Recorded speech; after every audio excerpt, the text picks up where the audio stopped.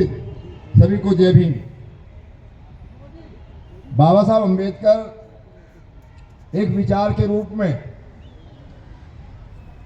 भगवान बुद्ध के समता, मैत्री, भाईचारा और बंधुत्व का जो दर्शन था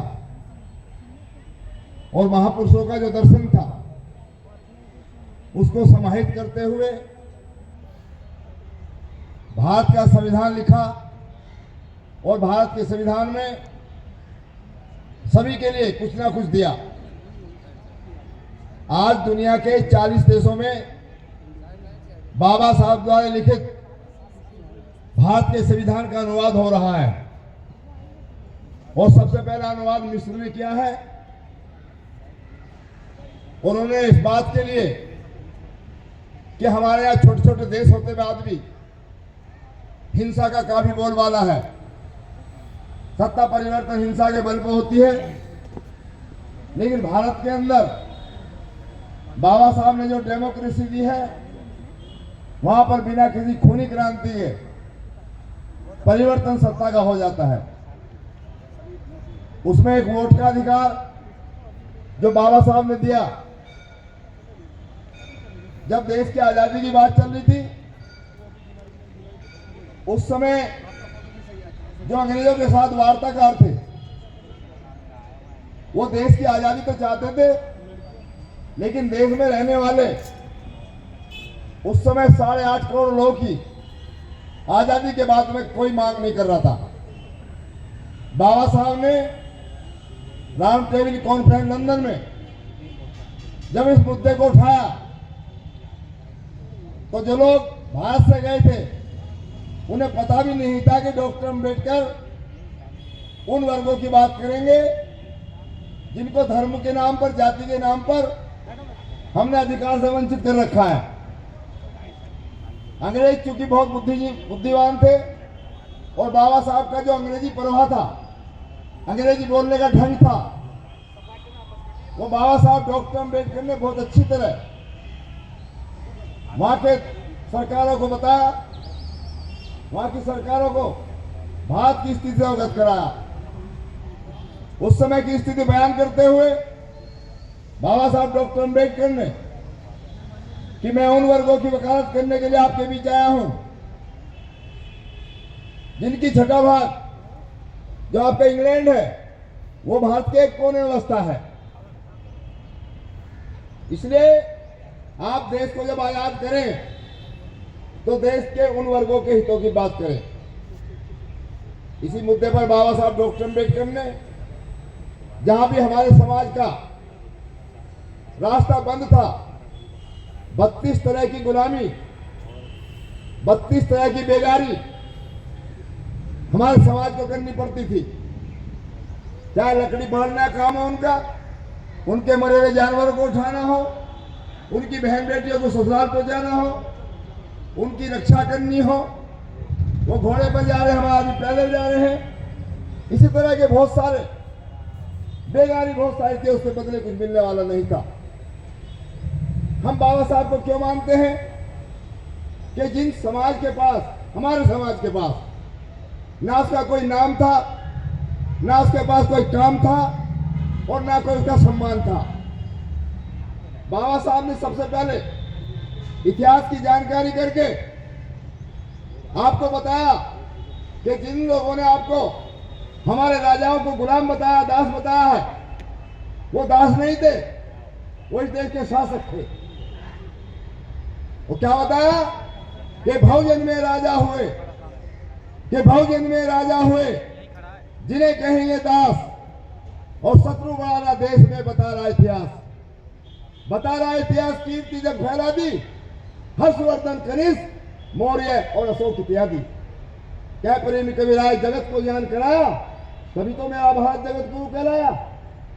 आज की सरकारें बिना बुद्ध के ही विदेशों में जाके तो कह रहे हैं कि हम बुद्ध की भूमि से आए हैं, लेकिन अपने कंट्री में बुद्ध धर्म के लिए कोई बात नहीं बोल रहे। माननीय प्रधानमंत्री जी का क्षेत्र बनारस, जहां से वो लोकसभा जीते हैं, सारनाथ उसके बराबर में है, जहां तथागत बुद्ध ने पहला संदेश दिया था आज तक कभी भी प्रधानमंत्री सारनाथ नहीं गए। ये बस सोचने की बात है। और विदेश में जाके कह रहे कि हम बुद्ध की भूमि से आए हैं। तो आपको बाबा साहब ने जो रास्ता दिया, यदि मैं उस अवस्था में होता, जैसे अज्ञानता में नाम रखने वाले ने कुछ भी बता दिया, घर वालों ने वही रख लिया, हमारे पूर्वजों को पता ही नहीं था, बच्चा हमारे यहाँ पैदा हो रहा, नाम दूसरे से पूछते फिर रहे, नाम क्या बताया, किसी ने पैसे लिए नाम बताया, किसी का घसीटा बता दिया, किसी का खचड़ू बता दिया, किसी का भूंडे बता दिया। इनका कोई इतिहास किसी किताब में नहीं है। मैं तो अपने माँ बाप को धन्यवाद दूंगा कि मेरा नाम अशोक रखा, पहली से लेकर लास्ट तक पढ़ाया जाता है। और किताब में मेरा इतिहास है पूरे में, नोट के सिक्के में 4 शेर है मेरे। जब ये इतिहास बताया जाता तो अपना समाज में पैदा हो जाती है। तो समाज का नाम दिया बाबा साहब डॉक्टर अम्बेडकर ने। जिनके पास काम नहीं था सबको काम दिया। MP MLA नौकरियों में, बच्चों के एडमिशन में कोई क्षेत्र नहीं छोड़ा बाबा साहब डॉक्टर अम्बेडकर ने। नाम दिया, काम दिया और सम्मान दिया। जो आपको पास नहीं बिठा रहे थे, आपके एक वोट की खातिर जब चुनाव होता है, गंदे से गंदा भी आदमी हो उसकी छोड़ी में भी हाथ डाल कर कहते हैं भैया वोट मुझे ही दे दियो। आपके घर तक पहुंचा दिया। और सबसे बड़ा सम्मान जो बाबा साहब ने दिया है, इस कंट्री के वो लोग जो आज भी हमारे बच्चों को मूंछ रखने में मार रहे हैं, उनकी बारात रोक रहे हैं, अच्छे कपड़े पहनने का जुल्म कर रहे हैं, आज भी आपको बराबर में बैठाने के तैयार नहीं है। हमारे बाबा साहब डॉक्टर अम्बेडकर सन 56 में 14 अक्टूबर 56 में नागपुर की पवित्र भूमि से बौद्ध धर्म की दीक्षा देके पूरी दुनिया से हमारा संबंध जोड़ दिया। पूरी दुनिया की बिरादरी में हमें जोड़ दिया बाबा साहब डॉक्टर अम्बेडकर ने। यहाँ के लोग भले ही ना माने, लेकिन बाबा साहब ने विश्व स्तर पर आपको एक परिवार के दायरे में बांध दिया। यह है बाबा साहब डॉक्टर अम्बेडकर। बाबा साहब सब कुछ बना के गए हैं, आप जानबूझकर उसकी अवहेलना कर रहे हैं। उस अवहेलना का परिणाम है कि आपके सामने आरक्षण खत्म हो रहा है, सरकारी सेवाएं खत्म हो रही हैं और आप चुप लगाए हुए हो।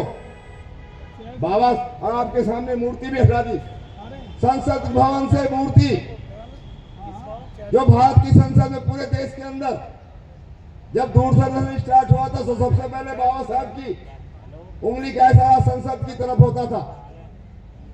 और बाबा साहब के बगल में संविधान, बाबा साहब की उंगली का इशारा था कि मेरे देश की जनता ने तुम्हें चुन के भेज दिया है। यहाँ पर आप किसी भी धर्म के हो, जाति के हो, हिंदू हो, मुसलमान हो, सिख हो, आप बहुत बड़े धार्मिक हो सकते हैं, आपकी पुस्तक धार्मिक के लिए बहुत बड़ी हो सकती है, लेकिन इसमें बैठने के बाद मेरे बगल में जो भारत का संविधान है इसके अनुरूप आपको चलना पड़ेगा।